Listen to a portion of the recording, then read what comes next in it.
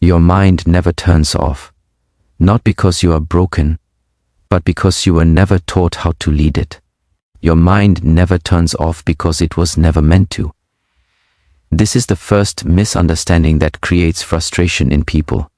You sit down, you close your eyes, and you expect silence, but instead, thoughts become louder. You think something is wrong with you. Nothing is wrong. You are simply witnessing the true nature of the mind for the first time. The mind is designed to move. It scans for danger, searches for patterns, plans ahead, and reviews the past. This is how humans survived. A quiet mind in the wild would not last long. So when your mind keeps working, it is not betraying you, it is doing its job. The mistake is believing that peace comes from shutting it down. Trying to force the mind to rest is like telling the heart to stop beating because you want stillness. The effort itself creates more tension. The more you demand silence, the louder the resistance becomes. This is why people say, "I can't calm my mind." What they are really saying is, "I'm fighting against how my mind works." Education begins when you stop fighting and start understanding. The mind is a tool, a powerful one, but every tool needs direction. A knife without control cuts the hand that holds it. Fire without containment burns the house. In the same way, a mind without training turns against its owner. It doesn't stop working, it just works without purpose. When the mind has no clear task, it creates its own. It revisits old conversations. It imagines future disasters. It compares your life to others. Not because it wants to harm you, but because it dislikes emptiness. An idle mind fills space automatically. This is not weakness, this is design. Once you understand this, something important changes. You stop asking, "How do I stop thinking?" And you begin asking, "What am I teaching my mind to focus on?" This question puts you back in the position of responsibility, not victimhood. Peace is not the absence of thought. Peace is the presence of direction. A disciplined mind is not a silent mind, it is a cooperative one. It knows when to analyze and when to rest, because it trusts the one guiding it. Most people have never built this relationship. They live inside their thoughts instead of standing behind them. When you observe your mind working, without judging it, without trying to correct it, you begin to notice patterns. You see how certain thoughts repeat, how certain worries return at the same time every day. This observation is already training. Awareness itself is structure. The mind respects clarity. When your life lacks structure, your thoughts compensate by overworking. When your days are chaotic, your mind stays alert even at night. This is not anxiety by accident, this is adaptation. So, instead of blaming your mind for never turning off, thank it for protecting you. Then teach it a better way to serve. Give it clear routines. Give it focused effort. Give it moments of intentional rest. When the body follows rhythm, the mind relaxes. When attention is guided, thinking slows naturally. Not because you forced it, but because it no longer needs to shout. Understand this deeply. Your mind is not the enemy of calm, it is the doorway to it. But only when you stop trying to silence it and start learning how to lead it. And when you lead it with patience and discipline, it finally learns when to be still. When attention is untrained, the mind does not rest, it scatters. This is where most mental exhaustion is born. Not from hard thinking, but from uncontrolled thinking. An undirected mind is like a room filled with voices all speaking at once. Nothing is clear, yet everything demands your energy. Attention is the ability to choose where the mind goes and how long it stays there. When this ability is weak, every thought feels urgent. A memory pulls you backward. A worry pulls you forward. A sound, a notification, a passing idea pulls you sideways. The mind keeps moving not because it wants to, but because it has never been taught how to stay. This creates noise, not external noise, but internal pressure. You feel it as restlessness, impatience, and mental fatigue. You may sit still, yet inside you are running. By the end of the day, you feel drained without knowing why. This is the cost of attention without discipline. Most people confuse thinking with intelligence, but intelligence is not how many thoughts you have. It is how well you can hold one thought without being disturbed by another. Without this skill, the mind becomes reactive. It responds instead of chooses, and a reactive mind cannot be calm. Modern life weakens attention constantly. Every screen trains you to switch focus. Every short video rewards distraction. Over time, the mind learns that staying with one thing is uncomfortable. Silence feels heavy. Stillness feels boring. So the mind escapes into movement, creating thoughts just to avoid being empty. This is why even rest feels tiring. You lie down, but the mind keeps scrolling. You close your eyes, but the noise continues. Not because something is wrong, but because your attention has been pulled apart for too long. Untrained attention also creates emotional confusion. When the mind cannot stay steady, emotions rise quickly and fall slowly.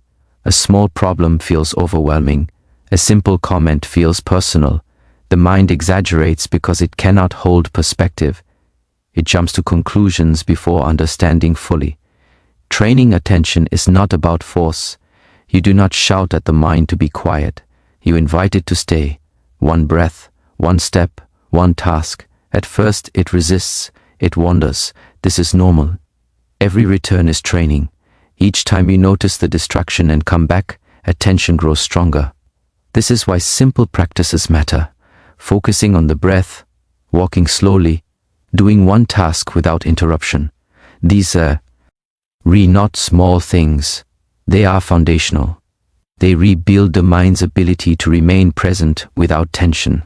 As attention strengthens, the noise reduces on its own. Thoughts still appear, but they no longer collide. There is space between them. In that space, clarity appears. Decisions become easier. Emotions settle faster. Energy returns. A trained mind does not eliminate thoughts. It organizes them. It knows what deserves focus and what does not. This is freedom, not freedom from thinking, but freedom from being overwhelmed by it. When attention is guided, the mind becomes quiet, not through silence, but through order.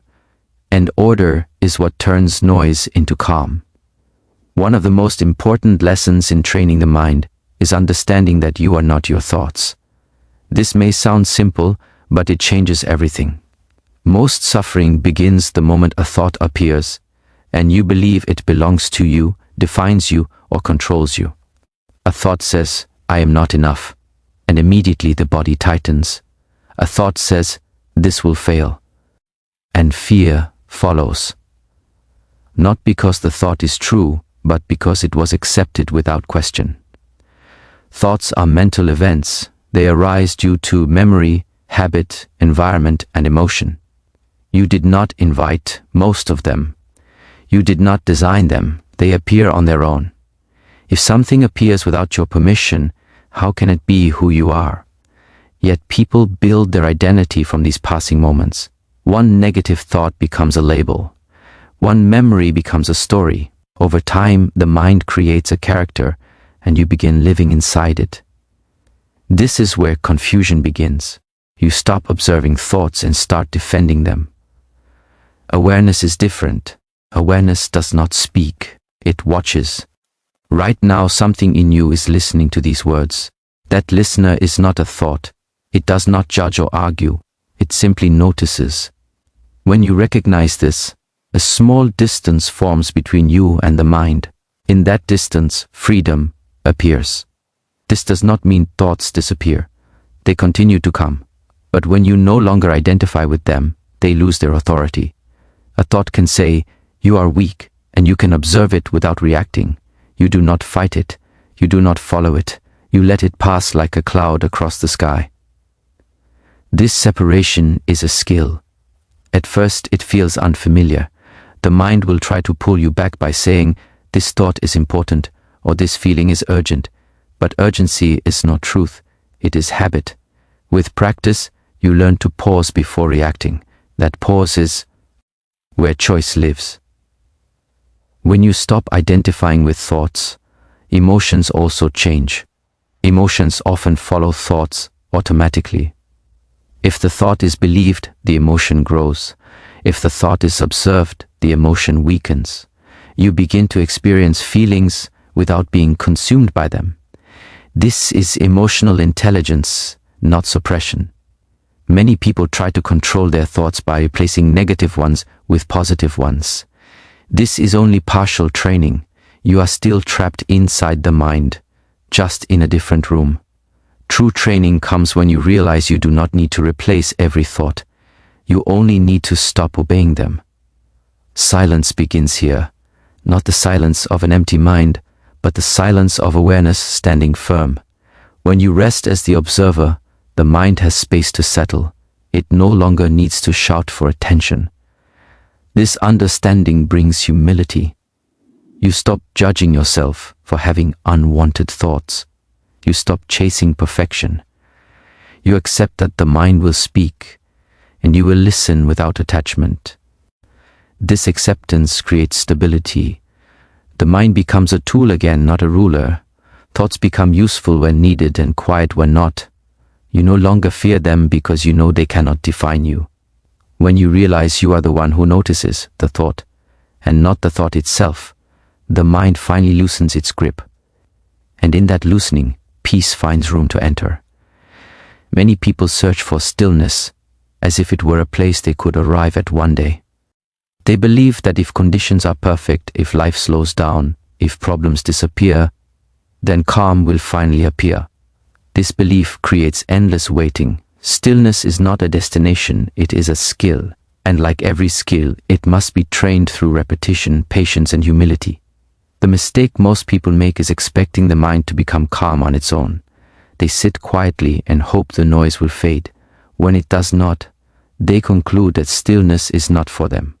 But no one expects strength without training the body. No one expects balance without practice, yet they expect mental stillness without discipline. This is not reasonable. Stillness is not the absence of movement. It is the ability to remain steady while movement happens. Thoughts will come, sounds will arise, sensations will change. Stillness means you are no longer shaken by these changes. You remain grounded while the surface moves. This skill begins with the body. A restless body creates a restless mind. When posture is unstable, attention collapses. This is why physical discipline matters. Sitting upright, standing evenly, moving with intention. These teach the nervous system safety and control. When the body feels secure, the mind no longer scans for threats. Breath is the next teacher. The breath is always present, always honest. When the breath is shallow, the mind becomes alert and tense. When the breath is slow and deep, the mind softens. You do not need to control thoughts directly. You influence them through breath. This is practical, not mystical. Training stillness also means training patience. At first the mind will resist. It will say this is boring, useless, or uncomfortable. This resistance is not failure. It is the edge of growth. Every moment you stay, instead of escaping, you strengthen the muscle of stillness. Stillness grows in small moments. Waiting without checking your phone, eating without distraction, walking without rushing. These moments teach the mind that nothing is missing, that it is safe to be here. Over time, the urge to constantly move begins to weaken. Many people believe stillness means withdrawing from life. The opposite is true. When stillness is trained, you can engage fully without being overwhelmed. You listen better, you respond instead of react. You act with clarity instead of impulse. Stillness becomes a foundation, not an escape. This skill also changes how you experience difficulty. When problems arise, the trained mind does not immediately panic. It observes, it assesses, it responds with intention. Stillness creates space between stimulus and reaction. In that space, wisdom appears. It is important to understand that progress is not linear. Some days the mind will be calm. Other days it will be noisy. This does not mean you are moving backward. Training is happening beneath the surface. Just as water shapes stone slowly, consistent practice shapes the mind quietly. Stillness is built, not found. It grows through daily effort, not sudden insight. When you stop chasing silence and start practicing steadiness, calm becomes reliable. And once stillness is trained, it remains with you wherever you go. Look closely at the world around you and you will understand why the mind struggles to rest. Modern life is not designed for clarity or depth. It is designed for stimulation. From the moment you wake up, something is asking for your attention. Screens light up, sounds compete, information arrives faster than the mind can digest. The mind adapts by staying alert, scanning constantly, never fully settling. This is not an accident. Stimulation keeps the mind engaged, reactive, and easily influenced. When the mind is always occupied, it never has the chance to complete a thought, to process an emotion, or to release tension. Everything stays half-finished. This creates internal pressure. The mind was not meant to switch focus hundreds of times a day. Each switch costs energy. Over time, this leads to exhaustion that sleep alone cannot fix. You rest the body, but the mind remains overstimulated. This is why many people wake up tired even after a full night's sleep. Constant stimulation also weakens patience. When answers are instant and entertainment is endless, the mind forgets how to wait. Discomfort becomes unacceptable. Silence feels threatening. The moment stillness appears, the mind reaches for distraction. This habit is trained daily. Modern life also teaches comparison. Through images and stories, you see the highlights of other lives. The mind begins to measure, judge, and compete. This creates dissatisfaction, not because your life is lacking, but because the mind is constantly reminded of what it does not have.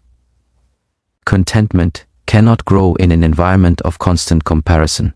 Even productivity becomes a form of noise. Being busy is praised. Rest is treated as weakness. The mind learns that slowing down is unsafe, so it stays active even when there is no real threat. Anxiety becomes normal. Tension becomes familiar. This environment does not make you weak. It challenges you. And challenges require training, not avoidance.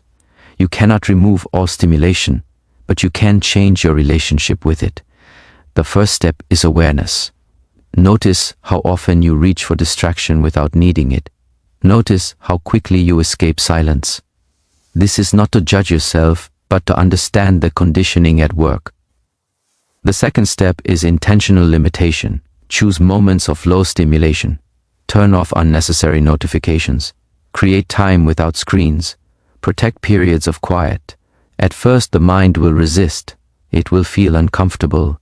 This discomfort is the mind relearning how to be with itself. Simplicity is powerful. When the environment is calmer, the mind follows. When inputs are reduced, clarity increases. You begin to hear your own thoughts clearly, instead of being drowned by noise. This does not mean rejecting modern life. It means engaging with it consciously. Use tools when needed. Put them down when they are not. Let attention be a choice, not a reflex. When stimulation decreases, the mind starts completing its cycles. Thoughts resolve, emotions settle, energy returns. You realize that much of your restlessness was not personal, it was environmental. The mind reflects the world it lives in. When the world is chaotic, the mind becomes restless. When you create islands of simplicity, the mind learns to rest again. And in that space, you remember what quiet feels like. Silence does not arrive by accident. It is built through discipline, not harsh control, not rigid rules, but steady commitment to practices that shape the mind over time. Without discipline, the mind follows habit. With discipline, the mind learns direction. This is the final understanding that brings everything together. Discipline means choosing what supports clarity, even when the mind prefers comfort. It means doing small things consistently, not dramatic things occasionally. The mind responds to repetition. What you repeat becomes familiar. What is familiar becomes calm. Routine is one of the strongest teachers. When you wake, sleep, eat, and move at regular times, the nervous system relaxes. It knows what to expect. Uncertainty decreases. The mind no longer needs to stay alert for chaos. Structure creates safety, and safety allows silence. Breath is another form of discipline. Not special techniques, but conscious breathing. Slowing the exhale. Breathing fully into the body. returning to the breath when attention drifts. Each return is an act of leadership. Over time, the mind associates breath with steadiness. In moments of stress, it naturally slows. Physical effort also trains the mind. When the body is challenged intentionally, mental restlessness has somewhere to go. Strength training, walking, controlled movement, these release excess energy. A body that moves with purpose supports a mind that rests with ease. Discipline also means setting boundaries, knowing when to stop consuming information, knowing when to step away from noise. This is not withdrawal, it is respect for attention. When you protect your focus, the mind learns that it does not need to defend itself. Another quiet form of discipline is honesty, being honest with yourself about what drains you and what strengthens you. Many people keep habits that agitate the mind because they are familiar. Letting go requires courage, but each honest choice reduces internal conflict, and conflict is what keeps the mind loud. Silence grows when intention is clear. When you know why you are training the mind, discipline becomes meaningful. You are not chasing calm to escape life. You are building clarity to meet life fully. This intention gives discipline its strength. There will be days when the mind feels noisy again. This does not mean discipline failed. It means life is alive. Discipline is not about permanent silence. It is about reliable return. No matter how loud the mind becomes, you know how to guide it back. Over time, something changes. The mind begins to settle faster. Thoughts slow more easily. Gaps appear naturally. You stop chasing silence because you trust it will return when needed. Discipline does not remove thought, it refines it. It does not weaken the mind, it strengthens it. Silence becomes a companion, not a goal. And when discipline is lived daily, the mind finally learns when to be quiet.